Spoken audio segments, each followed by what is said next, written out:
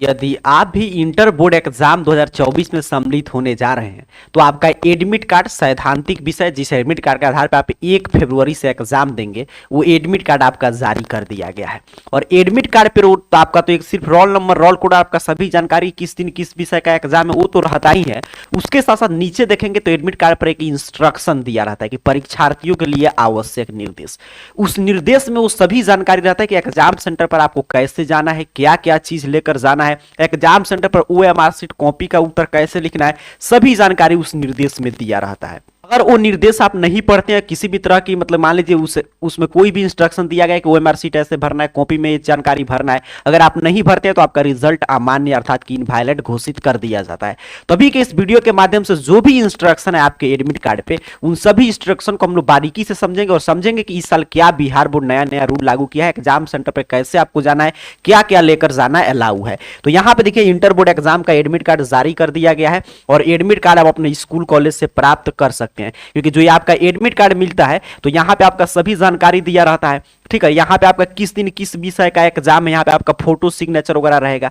लेकिन यहाँ पे जो लिखा गया है कि विष्णु विद्यालय या महाविद्यालय के प्रधानाचार्य का हस्ताक्षर मुहर, इस पे जब तक आप हस्ताक्षर मुहर नहीं कराएंगे तब तक इसके आधार पे आप एग्जाम में सम्मिलित नहीं हो सकते हैं। और यहाँ पे जो लिखा है परीक्षार्थियों के लिए आवश्यक निर्देश 1 से लेकर 11 तक जो निर्देश है, इंस्ट्रक्शन है, इसी में सभी जानकारी है कि आपको एग्जाम सेंटर पे कैसे जाना है, वहां पे कैसे मतलब कि आपका एग्जाम होगा। तो यही 1 से 11 तक की इंस्ट्रक्शन की हम लोग अभी की इस वीडियो में चर्चा करेंगे। तो अगर आप भी इंटर बोर्ड एग्जाम 2024 में सम्मिलित होने जा रहे हैं तो ध्यान से अंत तक जरूर देखिएगा एग्जाम सेंटर पे जाने से पहले। अब यहाँ पे ध्यान से देखेंगे 1 से 11 तक यहाँ पे इंस्ट्रक्शन है, देख लीजिए पूरा यही इंस्ट्रक्शन है। अब ये इंस्ट्रक्शन काफी छोटा छोटा है, इसमें पढ़ने में आपको भी दिक्कत हो सकता है, ऐसे आप एडमिट कार्ड पे मिला सकते हैं। तो इसी इंस्ट्रक्शन को मैं टेक्स्ट फॉर्मेट में बड़ा बड़ा लिख दिया हूं ताकि आसानी से हम लोग समझ सके। ठीक है, बाकी सेम इंस्ट्रक्शन हम लोग बस 1 से 11 तक ही चर्चा करेंगे, आप एडमिट कार्ड से अपने मिला सकते हैं। तो पहला इंस्ट्रक्शन जो लिखा गया है इसमें कुछ भी खास बात नहीं है। पहला इंस्ट्रक्शन में बताया जा रहा है कि बीएससीबी यूनिक आईडी अर्थात कि आपके एडमिट कार्ड पे देखिएगा एक यूनिक आईडी दिया गया होगा, वो सिर्फ 2021 से 23 में जो भी छात्र छात्राओं का रजिस्ट्रेशन हुआ है उन्हीं का जारी किया गया है। इसके पहले अगर किसी छात्र का रजिस्ट्रेशन हुआ है उनका यूनिक आईडी जारी नहीं किया गया है। अर्थात कि जो भी छात्र कंपार्टमेंटल समुन्नत कोटि के परीक्षार्थी हैं जो 2021 से 23 सत्र से पूर्व भी परीक्षा में सम्मिलित हुए थे फिर इस साल सम्मिलित हो रहे हैं, उनके एडमिट कार्ड पे यूनिक आईडी नहीं रहेगा। तो ये कोई विशेष बात नहीं है, ये उनके लिए जो पूर्ववर्ती छात्र हैं। ठीक है, दूसरा देखिए कह रहा है कि यह मूल प्रवेश पत्र केवल जांच परीक्षा अर्थात कि सेंटअप एग्जाम में उत्तीर्ण छात्र छात्राओं के लिए ही मान्य है। जांच परीक्षा में अनुत्तीर्ण अथवा अनुपस्थित छात्र छात्राओं के लिए यह मूल प्रवेश पत्र मान्य नहीं है। अर्थात कि एडमिट कार्ड सिर्फ उन्हीं छात्र छात्राओं के लिए मान्य जो सेंटअप एग्जाम में भाग लिए थे। ये भी आपके लिए कोई जरूरी इंस्ट्रक्शन नहीं है, क्योंकि अगर आपको आपका स्कूल कॉलेज एडमिट कार्ड दे दिया है उस पर उनका विद्यालय का आपके प्रधानाचार्य का हस्ताक्षर मुहर है तो आपके लिए मान्य है। ठीक है, आपको इससे भी ज्यादा घबराने की आवश्यकता नहीं है। चलिए मूल कहानी यहां से शुरू होता है, देखेंगे इंस्ट्रक्शन नंबर 3 जानकारी दे रहा है कि प्रथम पाली के परीक्षार्थियों को परीक्षा प्रारंभ होने के समय पूर्वाहन पे, फिर से बता दे रहा हूं कि कहां का इंस्ट्रक्शन है, आपके एडमिट कार्ड पे आप मिला सकते हैं, 3 नंबर पे यही लिखा होगा, वहां पे छोटा छोटा लिखा था उसको मैं बड़ा कर दिया हूं। 9:30 बजे से 30 मिनट पूर्व अर्थात पूर्वाहन 9 बजे तक तथा द्वितीय पाली के परीक्षार्थी को द्वितीय पाली की परीक्षा प्रारंभ होने के समय के अपराह्न 2 बजे से 30 मिनट पूर्व अर्थात अपराह्न 1:30 बजे तक ही परीक्षा भवन में प्रवेश की अनुमति दी जाएगी। विलंब से आने वाले परीक्षार्थी को परीक्षा भवन में प्रवेश की अनुमति नहीं मिलेगा। यहां पे क्लियर समझना है। अब यहां पे क्या जानकारी दे रहा है, ये काफी महत्वपूर्ण इंस्ट्रक्शन है। पीछे भी कई बार बिहार विद्यालय परीक्षा समिति ये इंस्ट्रक्शन जारी किया है, लेकिन अब आपके एडमिट कार्ड पे स्पष्ट निर्देश मिल गया कि अगर आपका एग्जाम प्रथम पाली में है कैसे पता चलेगा सर, आपके एडमिट कार्ड पे पूरा दिया गया था रूटीन वगैरह। ठीक है, यहां पे देख लीजिएगा आपका रूटीन दिया रहेगा जो आपका इस तरह एडमिट कार्ड आया है। तो यहां पे अगर आप ध्यान से देखें तो यहां पे बताया जा रहा है कि आपका किस शिफ्ट में एग्जाम है, कब से कब तक आपका एग्जाम होगा। ठीक है, यहां पे देख लीजिएगा पूरा वहां पे इंस्ट्रक्शन है।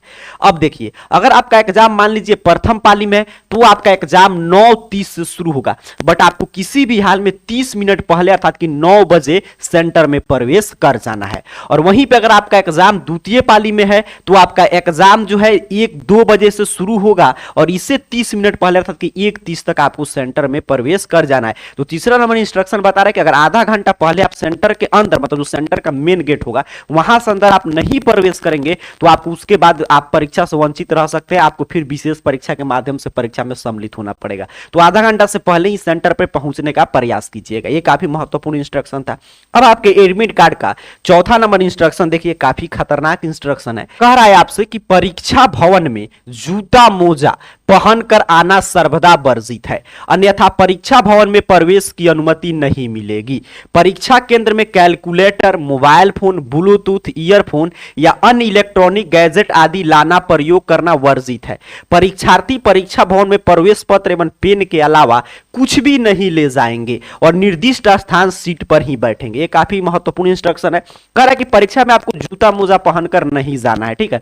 अब देखिए इस समय काफी ठंडा है, हर साल इंस्ट्रक्शन रहता है, लेकिन कई बार पिछले 2 सालों से लगातार देखा गया कि जो इस तरह, अगर मान लीजिए अभी देख रहे हैं कितना ठंडा है, अगर इतना ही ठंडा रह गया तो बिहार बोर्ड एक इंस्ट्रक्शन जारी करता है 1 तारीख से पहले, 31 जनवरी 30 जनवरी के दिन, और उसमें बता देता है कि जूता मोजा अलाउ है, पहनकर आ सकते हैं। तो उस समय जब आएगा इंस्ट्रक्शन तो मैं आपको बताऊंगा, बट अभी तक, आज के डेट तक, जब आप वीडियो देख रहे हैं अभी तक कोई इंस्ट्रक्शन नहीं आया, तो आज के डेट तक यही आपको नियम पालन करने का, आप जूता मोजा पहनकर नहीं जा सकते हैं। अब यहाँ पे काफी विद्यार्थियों के मन में प्रश्न आता है कि सैंडल वगैरह, देखिए जूता मोजा पहनकर आप जा सकते हैं, सेंटर के गेट तक जा सकते हैं, सेंटर के अंदर आपको वहीं पे उतार कर जाना पड़ेगा, ठीक है, ऐसे ही जाना पड़ेगा खाली पैर। इससे अच्छा है कि सिंपल जो चप्पल होता है, फीता वाला स्लीपर चप्पल, वही आपको पहन कर जाना होगा। अब काफी विद्यार्थियों के मन में रहता है कि सर सैंडल वगैरह पहनकर जा सकते हैं, कुछ नहीं पहनकर जाता, सीधे सीधे चप्पल आपको पहनकर जाना होगा। तो अगर मान लीजिए आगे ठंडा को देखकर बिहार विद्यालय परीक्षा समिति इस नियम में बदलाव करता है तो मैं जानकारी आपको दे दूंगा। अभी आपके एडमिट कार्ड के अनुसार यही इंस्ट्रक्शन है।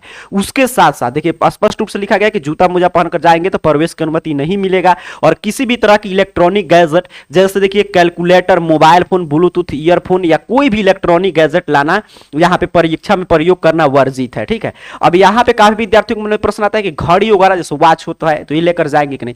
देखिए काफी एग्जाम में घड़ी, यहाँ पे कहीं पे देखिए घड़ी लिखा है, नहीं लिखा है। अब इसमें क्या होता है, 2 तरह की घड़ी होता है, एक स्मार्ट वॉच जो बलता होता है, जिसमें सब चीज मतलब कि बताएगा, एक होता है कि इस तरह सिंपल वॉच घड़ी वाला, तो ये अलाउ रहता है। लेकिन बिहार बोर्ड में आप जाएंगे तो एक सेंटर पर ये भी उतरवा लिया जाता है, तो आपको घड़ी नहीं पहनकर जाना है, क्योंकि वहां पे जिस भी एग्जामिनेशन, मतलब कि जिस भी कमरा में आपको घड़ी के क्या यूज है, समय देखना है, तो जिस जहां पे भी आपका एग्जाम होगा वहां पे घड़ी लगा रहता है। अगर नहीं लगा है तो उसमें जो भी वीक्षक है उनसे आप जितने भी परीक्षार्थी हैं बोलेंगे कि हम लोग को कैसे पता चलेगा कितना देर हमारा एग्जाम खत्म हुआ, कितना देर हमारा एग्जाम हो गया। अगर मान लीजिए ये भी बहाना बनाते कहते हैं कि बाहर घंटी बचेगा या अनाउंसमेंट होगा, तो कहे उसके भरोसे थोड़ा कि 1-1 मिनट का अनाउंसमेंट होगा, आपके लिए तो 1-1 मिनट एग्जाम का महत्वपूर्ण है, कहे तो वहां पे आप बोल सकते हैं नहीं तो घड़ी लगाए क्लास में। ऐसे सभी क्लासरूम में घड़ी होता है, क्योंकि वहीं पे आपका एग्जाम होगा जहां पे पहले पढ़ाई हो रहा होगा, तो हर एक क्लासरूम में अगर नहीं है तो बोलेंगे तो लोग घड़ी का व्यवस्था करेंगे आपके लिए। लेकिन आपको घड़ी वगैरह पहनकर जाना ही नहीं है, क्योंकि क्या जरूरत है कि आप एग्जाम देने जा रहे हैं, जो नियम है इसका पालन करेंगे, आपको कोई नहीं रोकेगा।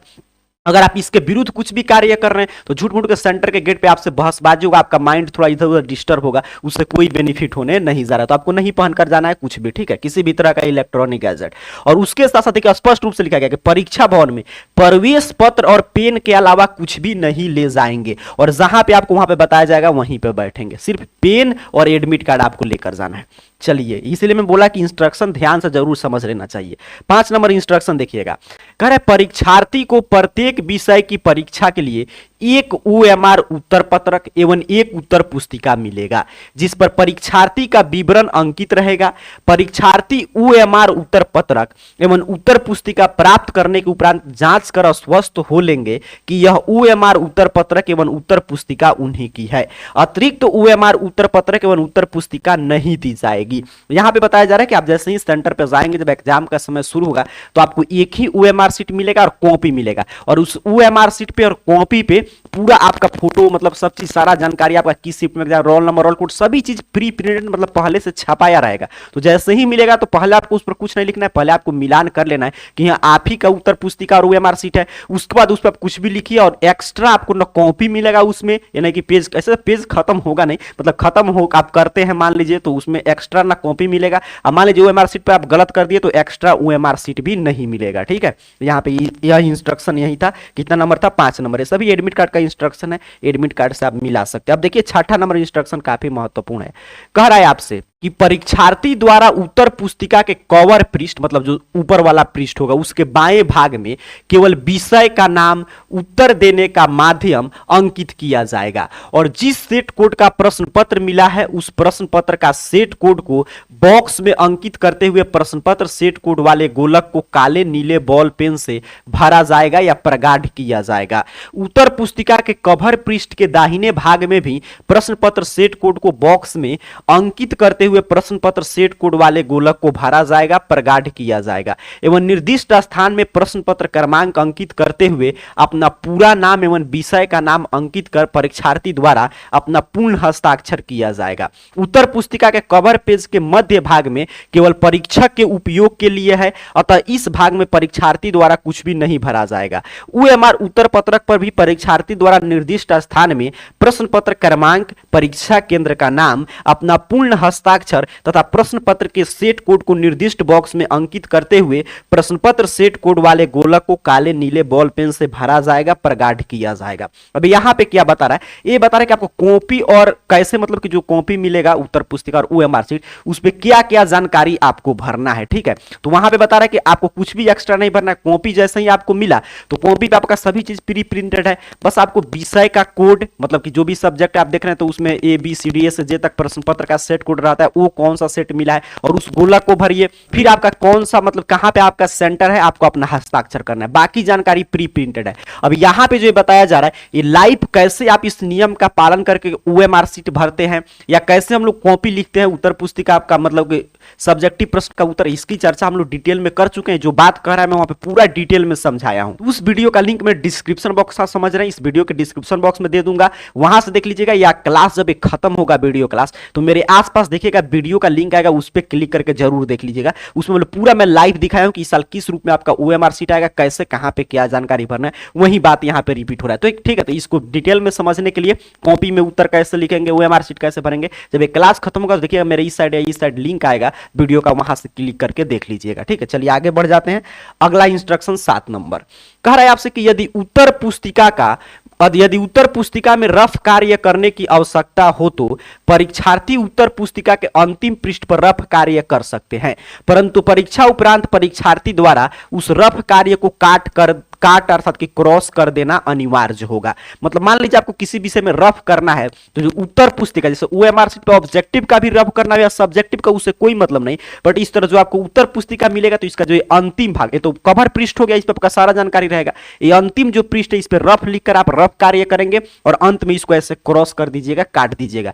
कैसे करते हैं रफ वगैरह मैं पूरा बोला कि कॉपी लिखना मैं सिखाया हूं, उस मतलब रफ करके कैसे काटते हैं पूरा वहां पे देख लीजिएगा। जब एक क्लास खत्म होगा तो मैं लिंक आपको दे दूंगा। तो इस इंस्ट्रक्शन को आपने समझ लिया कि रफ करना है चाहे ऑब्जेक्टिव का या सब्जेक्टिव का, तो इसी जो उत्तर पुस्तिका हमको मिलेगा उसके अंतिम पृष्ठ पर करेंगे और अंत में उसको क्रॉस कर देंगे, इस तरह काट देंगे। चलिए आगे बढ़ जाते हैं। अगला इंस्ट्रक्शन 8 नंबर कह रहा है आपसे कि उपस्थिति पत्रक A एवं B के यथा निर्दिष्ट स्थान में परीक्षार्थी द्वारा प्रत्येक विषय की परीक्षा में प्रश्न पत्र क्रमांक, OMR संख्या एवं उत्तर पुस्तिका संख्या तथा निर्धारित बॉक्स में प्रश्न पत्र सेट कोड अंकित किया जाएगा एवं प्रश्न पत्र सेट कोड वाले गोले को काले या नीले बॉल पेन से भरते हुए प्रगाढ़ करते हुए अपना पूर्ण हस्ताक्षर किया जाएगा। अब यहाँ पे कलम देखिए दो ही तरह का कलम का आप यूज कर सकते हैं, ब्लैक या ब्लू, हर इंस्ट्रक्शन में बताया जा रहा है। अब कह रहा है कि जब आप एग्जाम में रहेंगे तो बीच में आपके पास एक उपस्थिति पत्रक आएगा कि आप एग्जाम में मतलब कि प्रेजेंट हुए थे, उस पर भी आपका सभी जानकारी रहेगा। बस उस उपस्थिति पत्रक पे आपको OMR सीट नंबर जो OMR पे रहता है, आप OMR वाला वीडियो देखेंगे तो आपको क्लियर हो जाएगा। तो OMR सीट नंबर आपको उपस्थिति पत्रक पे भरना होगा, प्रश्न पत्र क्वेश्चन नंबर भरना होगा, OMR सीट नंबर भरना होगा, उत्तर पुस्तिका का संख्या उस पे भरना होगा। ठीक है, उपस्थिति ये काफी मतलब कि अच्छा से आपको भरना चाहिए क्योंकि इसी के आधार पे आपका रिजल्ट तैयार। मान लीजिए किसी छात्र का कॉपी खो गया तो जब आप चैलेंज करते हैं तो इसी से मिलान कराया जाता है कि हाँ उपस्थिति पत्रक में आपने भरा था तो इतना नंबर का OMR सीट आपको दिया गया था, इतना नंबर का उत्तर पुस्तिका। तो उपस्थिति पत्रक पर ये सभी जानकारी आपको भरना है, प्रश्न पत्र का सेट कोड भरना है और उसको मतलब कि जो भी सेट कोड मिला है A से Z तक उसको भर के और उसको उसके सामने वाले गोलक को प्रगाढ़ कीजिएगा, उस पर अपना पूरा हस्ताक्षर कीजिएगा। तो उपस्थिति पत्रक पर आपको क्या क्या भरना है देख लीजिए ध्यान से। तो OMR सीट नंबर, प्रश्न पत्र क्रमांक, उत्तर पुस्तिका संख्या, किस सेट कोड का प्रश्न मिला है, आपको अपना हस्ताक्षर करना है। अगला इंस्ट्रक्शन है 9 नंबर, ध्यान से समझेंगे। परीक्षा कक्ष में एक दूसरे से मदद लेने या देने, बातचीत करने अथवा किसी प्रकार की कदाचार अपनाने के अपराध में पकड़े गए परीक्षार्थी को परीक्षा से निष्कासित कर दिया जाएगा। उत्तर पुस्तिका और ओएमआर उत्तर पत्रक पर व्हाइटनर, इरेजर, नाखून, ब्लेड आदि का इस्तेमाल करना सर्वदा वर्जित है। ऐसे पाए जाने पर कदाचार का मामला मानते हुए परीक्षा फल अमान्य घोषित कर दिया जाएगा। यहां भी बताया जा रहा है कि आप परीक्षा कक्ष में हैं तो एक दूसरे से ना मदद ले सकते हैं ना ही मदद कर सकते हैं। ठीक है, अगर मान लीजिए आप किसी को कुछ बता रहे हैं तो ये नहीं कि जो पूछ रहा है वही पकड़ाएगा, अगर पकड़ाएंगे तो आप पे भी कार्रवाई होगा, जो बता रहा है वो भी। तो दोनों व्यक्ति के लिए है। बातचीत नहीं करना है, मतलब कि जब परीक्षा शुरू, देखिए परीक्षा नहीं शुरू है तो नॉर्मल आप बातचीत कर सकते हैं, आपका दोस्त हो, फ्रेंड हो, मतलब परीक्षा के दौरान बातचीत नहीं करना है। अगर ये सब कार्य करते हुए आप पकड़े जाते हैं तो आपको परीक्षा से बाहर कर दिया जाएगा। और उत्तर पुस्तिका और ओएमआर शीट पर कहीं पे भी आपको इरेजर, नाखून से मिटकाना, ब्लेड या उसको मतलब व्हाइटनर वगैरह लगाना मना है। अगर ये सब करेंगे तभी माना जाएगा कि आप परीक्षा में कदाचार किए हैं, अर्थात कि पहले से आप उत्तर बना लिए फिर किसी से पूछकर या कहीं से देखकर उस उत्तर को मिटा रहे हैं, तो ये सब कार्य आपको नहीं करना है। ठीक है, चलिए आगे बढ़ जाते हैं। अगला इंस्ट्रक्शन है 10 नंबर, कह रहे आपसे कि परीक्षा प्रारंभ होने से 1 घंटा के अंदर किसी भी परीक्षार्थी को परीक्षा केंद्र से बाहर जाने की अनुमति नहीं होगी।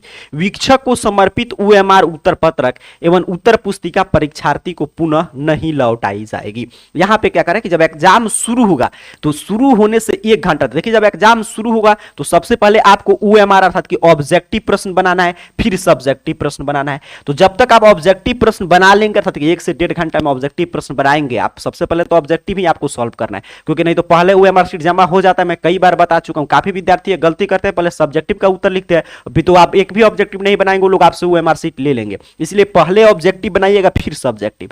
तो जब सब एग्जाम शुरू होगा, ये 10 नंबर इंस्ट्रक्शन यही है, तो इसके 1 घंटा तक, मतलब शुरू से 1 घंटा, जैसे मान लीजिए 9 बजे से शुरू हुआ तो 10 बजे तक आप परीक्षा कक्ष से किसी भी कार्य के लिए बाहर नहीं जा सकते हैं। चाहे पानी पीना हो या कोई भी अनैच्छिक क्रिया हो उसके लिए आप बाहर नहीं जा सकते। 1 घंटा बाद ही आप बाहर जा सकते हैं कोई भी आपको कार्य करना हो तो। ठीक है, तो ये क्लियर इंस्ट्रक्शन आपको समझ के रखना है। चलिए अगला 11 नंबर, कह रहा है कि यदि किसी परीक्षार्थी के निर्गत प्रवेश पत्र में उसके किसी भी विवरण में शिक्षण संस्थान के प्रधान द्वारा अपने स्तर से सुधार परिवर्तन कर दिया जाता है तो उस सुधार को बिल्कुल मान्यता नहीं देते हुए केंद्र अधीक्षक द्वारा उस परीक्षार्थी को मात्र उसके प्रवेश पत्र, रोल शीट तथा उपस्थिति पत्र में अंकित विवरण के आधार पर ही परीक्षा में सम्मिलित कराया जाएगा। साथ ही प्रवेश पत्र पे मुद्रित विवरण में परिवर्तन करने वाले शिक्षण संस्थान के प्रधान के विरुद्ध नियमानुसार प्रशासनिक एवं कानूनी कार्रवाई की जाएगी। यहां पे बता रहा है कि एडमिट कार्ड में जिस रूप में आपका डाटा आ गया उसमें कोई भी संशोधन नहीं होगा। ठीक है, एक क्लियर इंस्ट्रक्शन है। चलिए अगला इंस्ट्रक्शन है, ये तो मतलब कि 11 तक ही इंस्ट्रक्शन था, उसके नीचे देखिएगा एडमिट कार्ड पे लिखा गया होगा कि शिक्षण संस्थान के प्रधान यह सुनिश्चित करेंगे कि किसी भी परिस्थिति में नामांकन रद्द विद्यार्थी को प्रवेश पत्र नहीं दिया जाए। मतलब कि अगर आपका नामांकन वगैरह कट गया है, नाम कट गया है, तो इससे आपको कोई मतलब नहीं। अगर आपका स्कूल कॉलेज आपका एडमिट कार्ड दे दिया तो आपको एग्जाम देना, ये आपके लिए नहीं है। तो पूरा 11 इंस्ट्रक्शन जो था मैंने आपको क्लियर आसान भाषा में समझाने का प्रयास किया हूं, उम्मीद कर रहा हूं आप समझे होंगे। और कोई अपडेट आता है, मान लीजिए जूता मोजा पर कोई अपडेट आएगा और कोई भी अपडेट आएगा, इसकी जानकारी के लिए आप AR कैरियर पॉइंट इस चैनल का इस तरह टेलीग्राम ग्रुप है, टेलीग्राम अगर आप ऐप चलाते होंगे तो उस पर सर्च करके ज्वाइन हो जाइएगा। इस वीडियो का डिस्क्रिप्शन बॉक्स चेक कीजिएगा, ठीक है, वहां पे मैं सभी चीज का व्हाट्सएप चैनल इन सभी का लिंक देता हूं, वहां से आप जुड़ सकते हैं। और उसके साथ साथ जो मेरे आसपास कोई भी वीडियोज आ रहा होगा उसको देखकर आप सीख लीजिएगा कि ओएमआर शीट पे कैसे आपको भरना है, किस रूप में इस ओएमआर शीट मिलेगा, उत्तर पुस्तिका पे उत्तर कैसे लिखना है, दोनों साइड जो लिंक आ रहा है इस पे क्लिक करके आप देख सकते हैं। तो इन सभी नियम का पालन कीजिए, जाकर अच्छा से एग्जाम देकर आइए। आप सभी परीक्षार्थियों का एग्जाम बिल्कुल शानदार बीते। इन्हीं शुभकामनाओं के साथ आप सभी को बहुत बहुत धन्यवाद।